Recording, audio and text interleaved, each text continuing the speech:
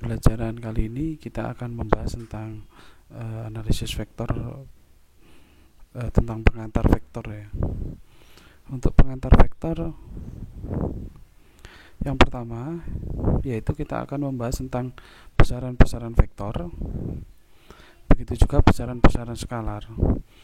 Untuk definisi besaran vektor adalah besaran matematis yang memiliki besar dan arah.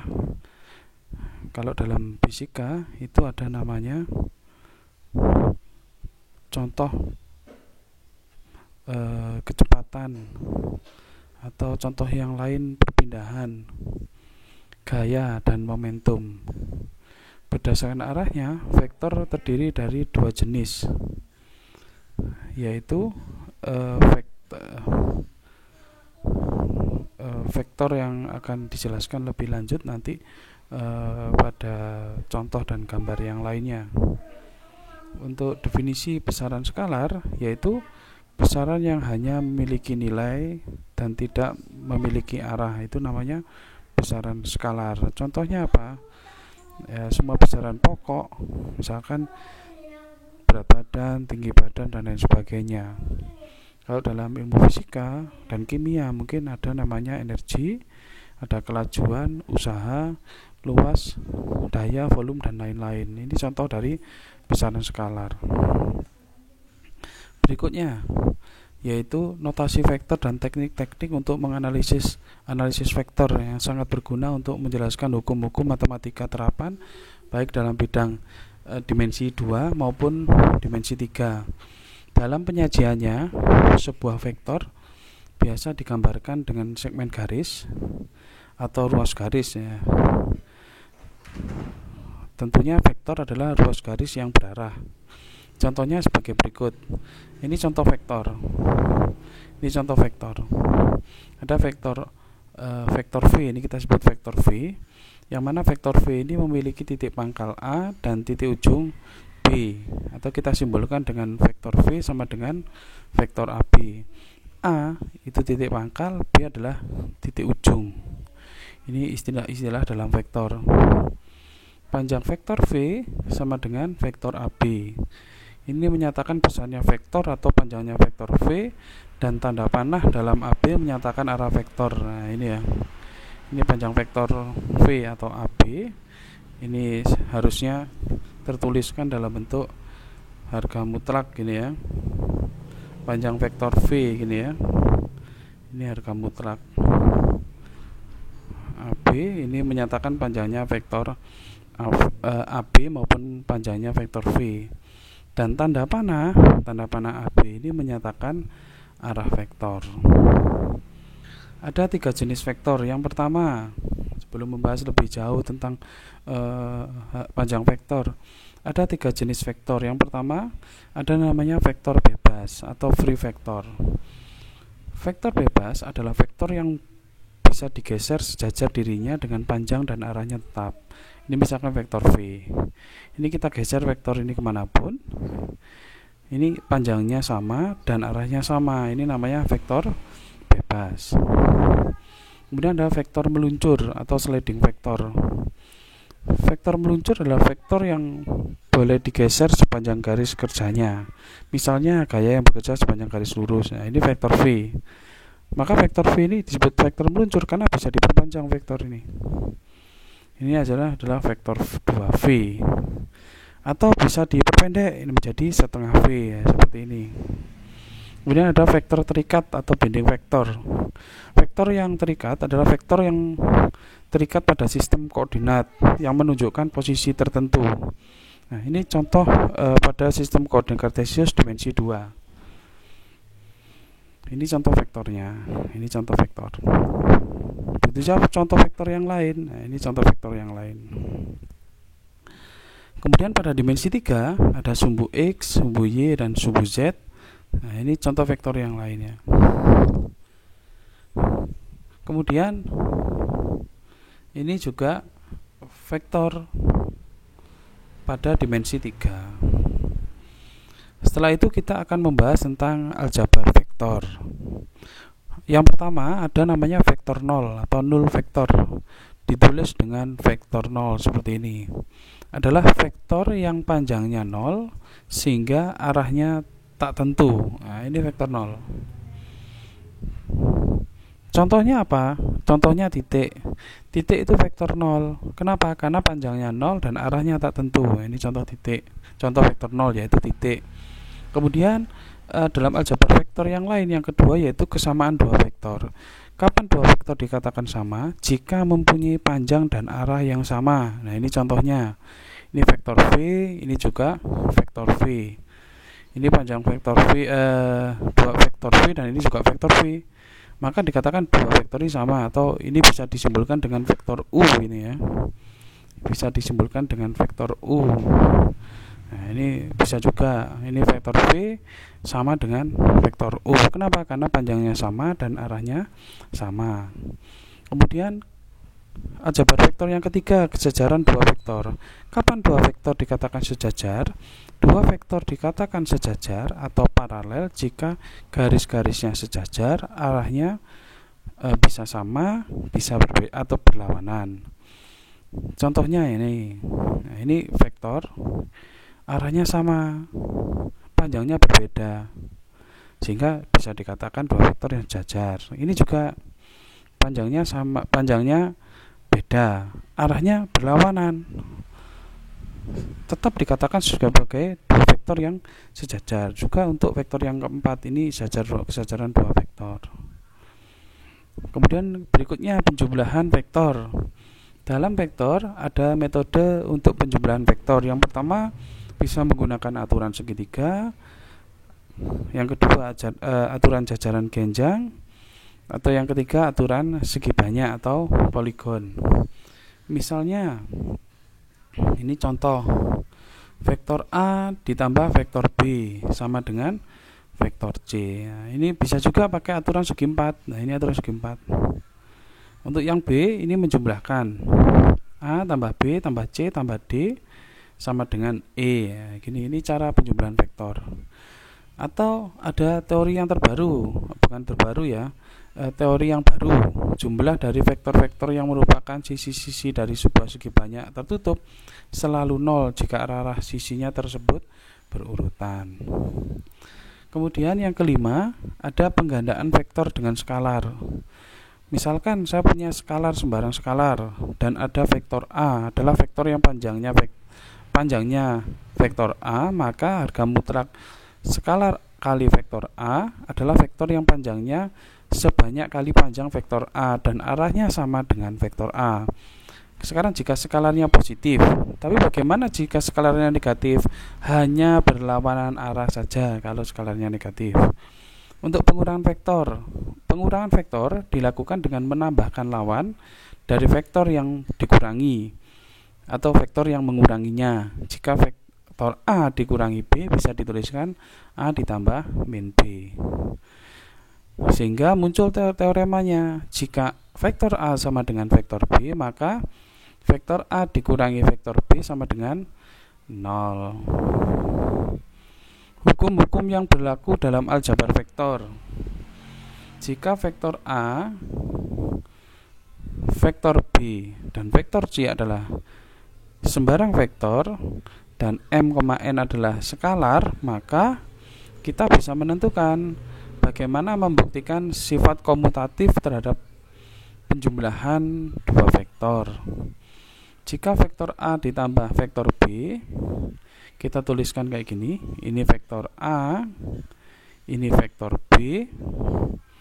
Maka bisa kita jumlahkan vektor A ditambah vektor B sama dengan vektor C.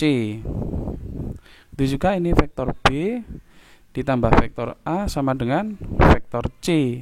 Maka bisa kita jumlahkan, bisa kita samakan dua vektor ini, yaitu vektor A ditambah vektor B sama dengan vektor B ditambah vektor A, sehingga terbukti bahwa penjumlahan dua vektor berlaku komutatif. Untuk yang kedua, kita akan menunjukkan atau membuktikan sifat asosiatif. Jika vektor A ditambah vektor B ditambah vektor C sama dengan buka kurung vektor A ditambah vektor B tutup kurung ditambah vektor C, maka bisa kita tuliskan vektor A ditambah vektor B ditambah vektor C. Untuk yang ruas kiri dulu, vektor A ditambah B tambah C, vektor A B, vektor B ditambah vektor C, ini dalam satu tanda kurung, maka kita jumlahkan dulu vektor B ditambah vektor C, maka hasilnya adalah vektor E, vektor yang berwarna ungu. Kemudian yang kedua, berikutnya vektor A ditambah B tambah C bisa kita representasikan dua vektor ini jumlahnya adalah vektor E. Vektor A ditambah vektor E sama dengan vektor Z. Begitu juga untuk poin yang kedua, vektor A tambah B. Vektor A tambah B sama dengan, kita sebut aja adalah vektor D.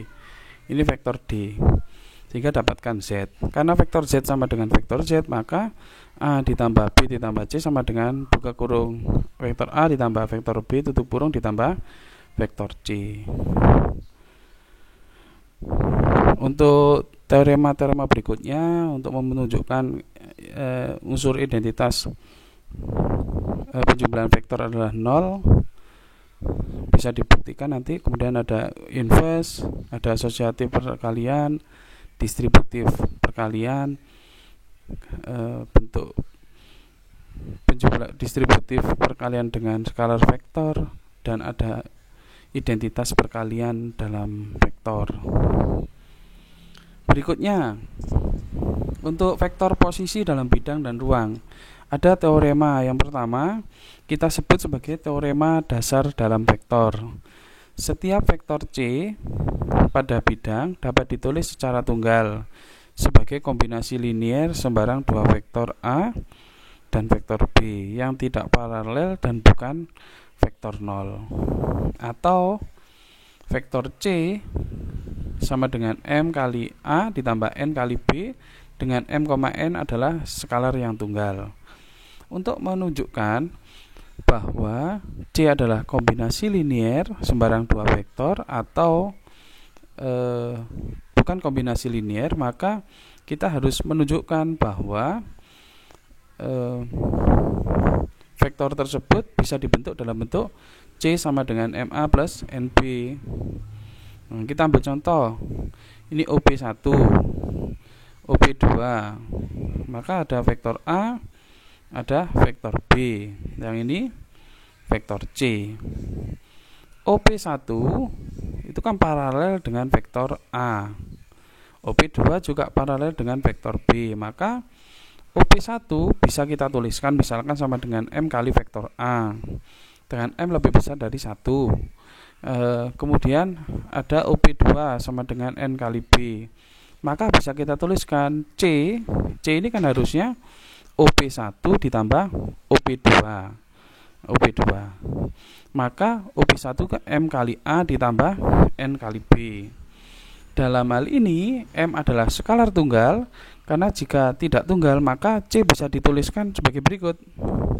Ini menunjukkan ketunggalan.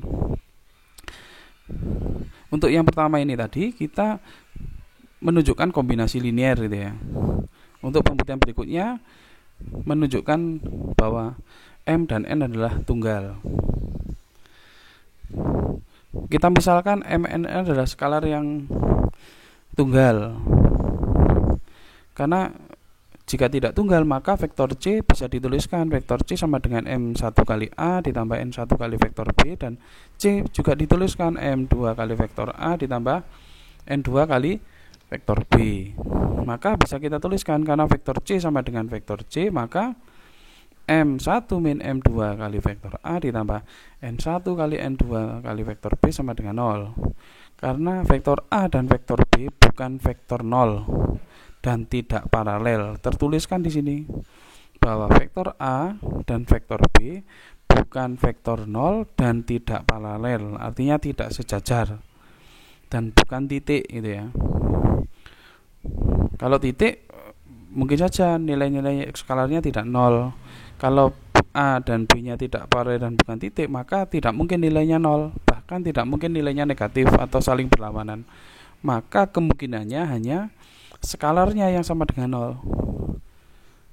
M1 min N2 sama dengan 0, N1 min N2 sama dengan 0. Maka M1 sama dengan M2 dan N1 sama dengan N2. Apa yang bisa disimpulkan? Bahwa M dan N adalah skalar tunggal. Untuk berikutnya, teorema yang kedua, teorema dasar tentang vektor-vektor pada dimensi 3. Untuk sembarang vektor D gitu ya, dalam kombinasi linier. Ini adalah pengembangan dari teorema 1. Kalau dari teorema 1 tadi adalah vektor C itu sama dengan M1 kali vektor A ditambah M2 kali vektor B. Maka dalam vektor D dimensi 3 ini, vektor D sama dengan N1 kali vektor A plus N2 kali vektor B ditambah N3 kali vektor C. Nah, ini untuk menunjukkan bahwa vektor-vektor tersebut adalah kombinasi linier. Dengan syarat vektor A, B, dan C adalah bergantung linier atau dependent linier. Begitu juga hasil kombinasi linier C-nya bukan titik atau nilainya tidak 0.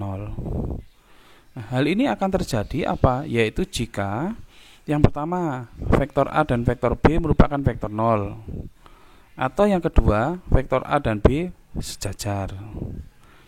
Untuk pembuktiannya silakan dibuktikan sebagai latihan ya. Untuk berikutnya langsung ke aplikasi contoh. Kita ambil contoh ya. Buktikan bahwa garis yang menghubungkan titik tengah dua sisi sebuah segitiga adalah sejajar dengan sisi ketiga yang lainnya, dan panjangnya sama dengan setengah dari panjang sisi ketiga tersebut. Jawabannya, misalkan ada vektor A, B, C, AC. Berarti kan AB ditambah BC sama dengan AC. Sekarang kan panjang sisi yang lain adalah setengah dari panjang sisi yang ketiga. Kita sebut aja AD adalah setengahnya AB, BE setengahnya EC. Maka setengah AB sama dengan, oh ini salah penulisan, ini harusnya DB, ini DB sama dengan setengah BC BE ini ya. Ini harusnya setengah BE. Ini setengah BE, sehingga AB ditambah BC kan sama dengan AC. Maka 2 DB ditambah 2 BE sama dengan AC. Maka bisa kita simpulkan bahwa DE, ini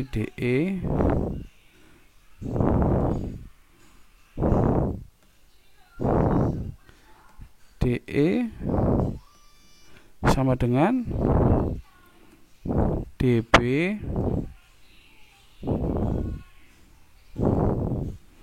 plus BE sama dengan setengah AC. Jadi apa kesimpulannya? DE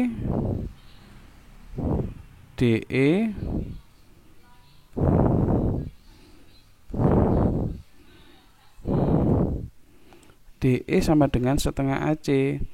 Kalau DE sama dengan setengah AC, terbukti bahwa panjangnya sama dengan setengah dari panjang sisi yang ketiga. Kalau setengahnya berarti otomatis kan arahnya sama, hanya panjangnya aja yang berbeda. Sehingga kesimpulannya apa? Dua vektor tersebut sejajar. Ini ya, kesimpulannya DE sejajar AC. Kemudian ada macam-macam vektor. Yang pertama ada vektor satuan. Vektor satuan adalah vektor yang panjangnya satu satuan panjang. Jadi kalau ada vektor yang panjangnya satu satuan panjang, maka namanya adalah vektor satuan. Kemudian ada vektor basis, atau kita kenal dengan namanya vektor basis satuan. Perhatikan suatu sistem koordinat kartesius, ada sumbu X dan sumbu Y. Tentukan vektor satuan I dan satuan J sebagai basis dalam vektor tersebut. yang mana masing-masing sejajar. Kalau yang I sejajar sumbu X dan yang J sejajar sumbu Y. Bisa nilainya masing-masing positif maupun negatif, yang penting berpangkal di titik 0,0. Kita ambil contoh. I adalah vektor basis yang sejajar dan searah dengan sumbu X. J adalah vektor basis. Kenapa? Karena sejajar dan searah sumbu Y. Maka vektor I dan J itu disebut sebagai vektor basis pada dimensi 2. Kalau dalam dimensi 3 yaitu vektor basis yang sejajar dan searah sumbu X, Y, dan Z. Ini harusnya I, di sini I. Ini I itu sejajar dan searah sumbu X, maka kita sebut sebagai vektor basis X. Yang ini harusnya Y, ini J, maka bisa kita tuliskan J adalah vektor basis sumbu Y. Begitu juga ini K, Z maksudnya, yang ini K, maka bisa kita tuliskan K adalah vektor basis satuan pada sumbu Z. Setelah itu setelah membahas tentang vektor basis, baru kita membahas tentang vektor posisi. Vektor posisi dalam dimensi 2. Jika I dan J adalah vektor-vektor basis di dimensi 2, yaitu vektor satuan yang masing-masing sejajar dan searah dengan sumbu X dan sumbu Y, dan berpangkal di titik O dalam dimensi 2, maka sembarang vektor R dari titik O ke titik P X, Y dalam bidang X, O, Y selalu bisa dinyatakan sebagai kombinasi linier dari vektor basis I, sehingga R sama dengan RXI plus RYJ sama dengan XI plus YJ. Nah, ini disebut sebagai vektor-vektor komponen vektor R pada sumbu X gitu ya. Komponen vektor R pada sumbu Y, proyeksi R pada sumbu vektor R, XI plus YJ disebut vektor posisi. Jadi cara penulisan untuk vektor posisi adalah sebagai berikut.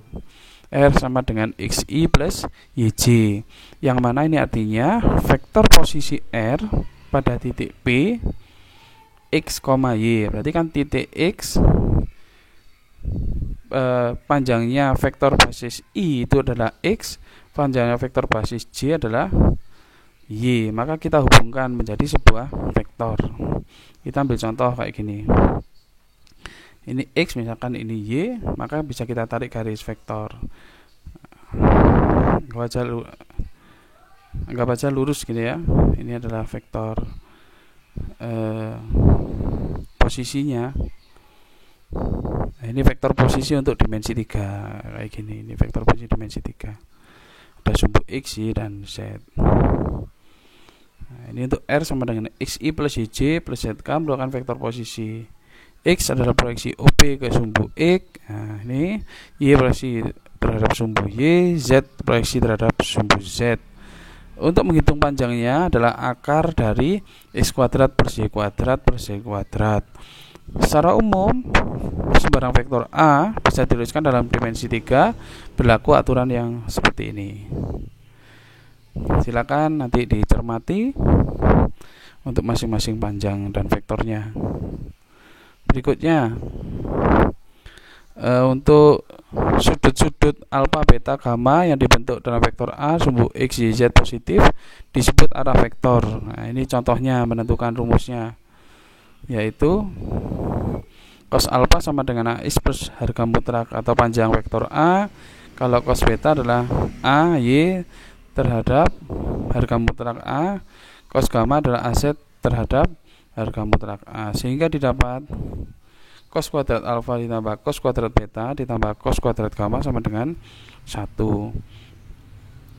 Berikutnya, ini kayaknya tentang vektor tegak ya, kalau kita amati dari jenis vektornya ya, yaitu menyatakan suatu vektor dalam koordinat tegak.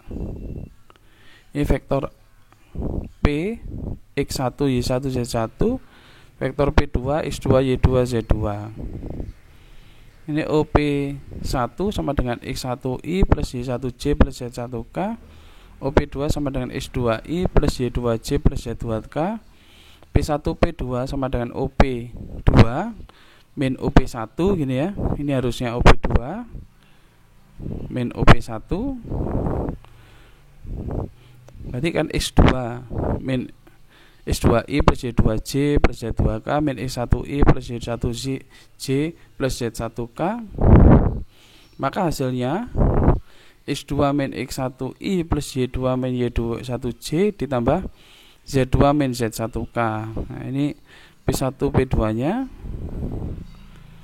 Kalau kita hilangkan vektor basisnya, karena P1 P2 adalah kombinasi linier dari vektor-vektor basis ya, komponen vektor. Kalau kita tentukan harga mutlak, nah panjangnya akar dari X2 min X1 kuadrat plus Y2 min Y1 kuadrat plus Z2 min Z1 kuadrat. Sehingga diperoleh